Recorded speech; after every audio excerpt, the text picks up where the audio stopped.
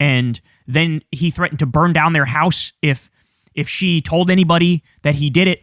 And this all came out. This was all an official FBI document. She was telling the FBI, you got to investigate this guy. And what did they do? They fucking sat on their ass for years and years and years is what they did. And now they're still engaged in a cover-up to protect the cabal. All right. Finally, we'll end on this one. So the other day we talked about this letter that was allegedly sent from Jeffrey Epstein to Nasser, who was the sexual abuser that was part of the women's gymnastics Olympic team, right? And, that guy went to prison. I believe he's dead now, if I remember correctly. And it was a very bizarre letter. Basically, the letter's like, hey, we share something in common, the thing about being into young girls, and like our president is also into nubile young girls. And it was a big deal. We all talked about it.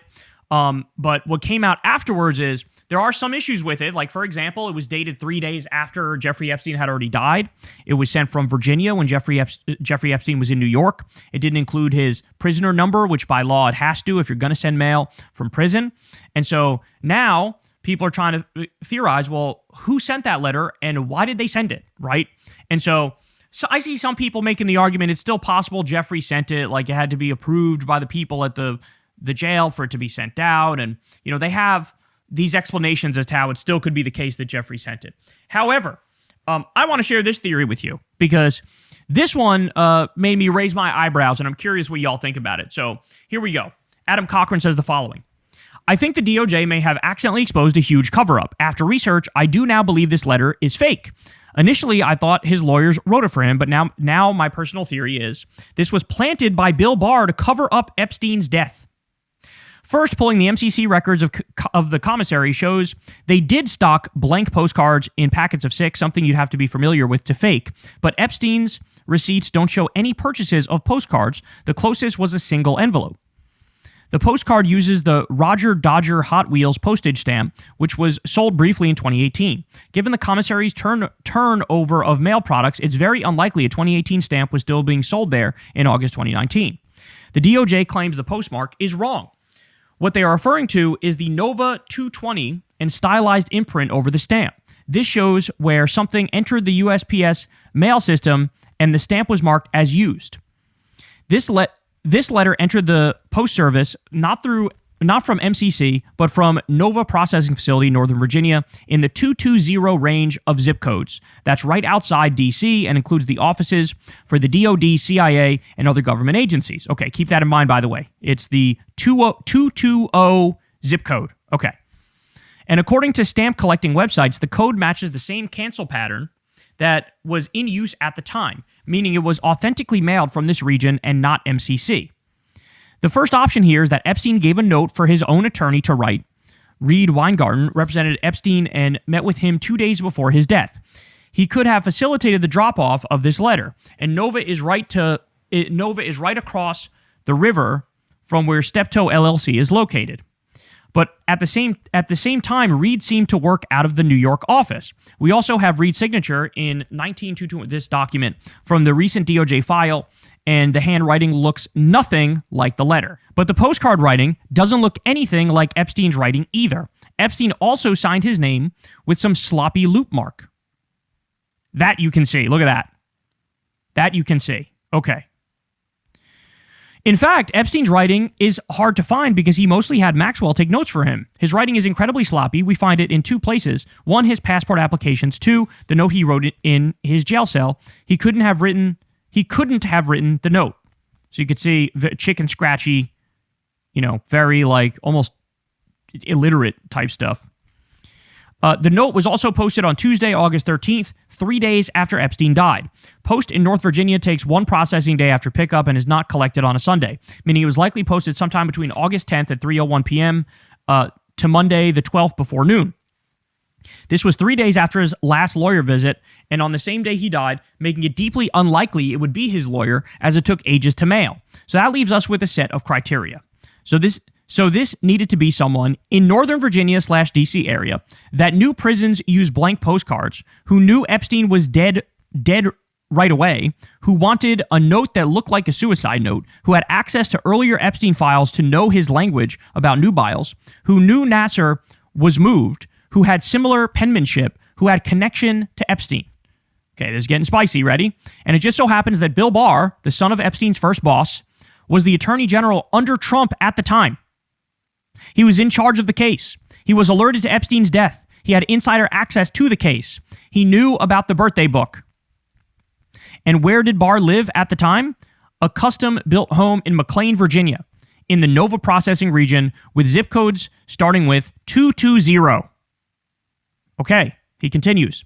Now, this theory is crazy, right? The attorney general planting a letter to look like a suicide note in the Epstein case is crazy. His handwriting would also need to match the rather unique handwriting in the latter. Oh, and then you see here, the handwriting does kind of match with Bill Barr. That handwriting does kind of match. He continues, the stylized W is consistent, which is a common tell that someone's name contains the letter as they over-stylize it. It even has the same slant and middle part and shares a style with an oddly open capital A in as. So here, another comparison. Looks very similar. Looks very similar. There's also a consistent lazy R, but even more telling is the fact that there are two different styles of R in the writing, which isn't common. But Barr's signature has appeared with both styles in the past, just like the letter.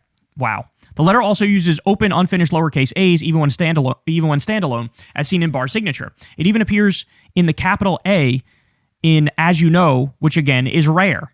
The letter open loops its L's and D's and other cursive letters, as we see in William in Barr's signature. Barr has also used upward flourishes at the end of words, which we see repeated in the letter, and you can see that here. So that's his name. You see the upward flourish at the end. See the upward flourish there. Yeah, that's what's happening. That's what's happening. In his public office signature, he adopted a long tail off, as does the letter in the signature. And for an initial, he uses a flared letter with a sharp point, notably spaced from the letter. The single dot is clean with no motion. The letter does this as well. Lastly is the fact that letters are darker on the ends. This is a straight of high-end pens like rollerball or fountain pen, where the ink is continuous, not a Bic ballpoint pen. And in 2019, when photographed for New York Mag, what did Barr have? Some variety of either Park Sonnet or this other kind of pen that is exactly what we're referring to here. Look. If you zoom in on that, you can see it. You can see it. Okay. So what would this mean if the theory is accurate, that Bill Barr would be part of a cover-up to hide details about Epstein's death by writing a fake letter he knew would be found? The timeline matches, the insider knowledge of the Epstein case matches, the location mailed from matches his home, the handwriting matches, the motive matches, even the content matches. The note conveniently starts off with Epstein alluding to killing himself to someone he's never met. That's true. That's what that letter did to Nasser. Then mentioned something about Trump's interest in young women, something that no one would ever expect was part of a cover-up. They'd simply then, in the future, claim that the letter was a plant without examining who or why. But if the letter were taken at face value, I'd give Bill Barr, the DOJ, and the BOP the cover they need for whatever actually happened in the prison that night. Whether it was negligence, encouraged suicide, or murder, something was covered up. The Attorney General, Department of Justice, and BOP all cared about saving their own ass. But if Barr did this, he'd never tell the incoming DOJ, and so they denounced this letter because of its mention of Trump, drawing unwanted scrutiny, like me, to look at it more closely. And so, unless one of Epstein's lawyers wrote this letter on his behalf, knowing their client was going to commit suicide, I can only arrive at the personal theory that Bill Barr posted this to cover up Epstein's death. And then he goes on to give a disclaimer here. And he says, look, I'm not a handwriting expert, and this is just a theory. I have no evidence. He hasn't been charged with anything, yada, yada, yada. But this is what this guy lays out. This is what this guy, Adam Cochran, lays out. So, look, I'm going to leave it up to y'all. You tell me what you guys think. But, somebody goes on to ask in the comments, and I think it's a reasonable question. And they're like, well, if he's working for the Trump DOJ and he's on Team Trump, then why would he add the part about Trump being into nubile girls? And, his response is basically something like, well, you want to put in something that you wouldn't use as part of a cover-up because that's what makes it a good cover-up. That's what makes it, because then he can come out and say, well, of course, why would I? If this was a cover-up, why would I put something like that? That's crazy. I'd never do that. That was my boss at the time. So here's what he says when somebody asks him, interesting theory, why would he throw the president under the bus? because he works for Trump, right? Okay. Unlike Trump, Barr is actually smart enough to know that the best lie is one that's embarrassing.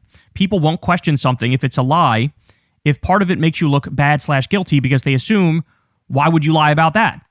So he wrote something that says something about Trump but isn't evidentiary. So it's embarrassing but not harmful. I don't know, man. But the fact that that letter exists and the way it was mailed, it's all super crazy. So we're on some OD whodunit shit now. And these Epstein files, they just keep getting worse and worse and worse. And by the way, like we already pointed out, we still got over 90% of the way to go. We haven't even seen half this stuff yet. So, Jesus, I might have an aneurysm just covering it. This stuff is out there. Hey, y'all, do me a favor and like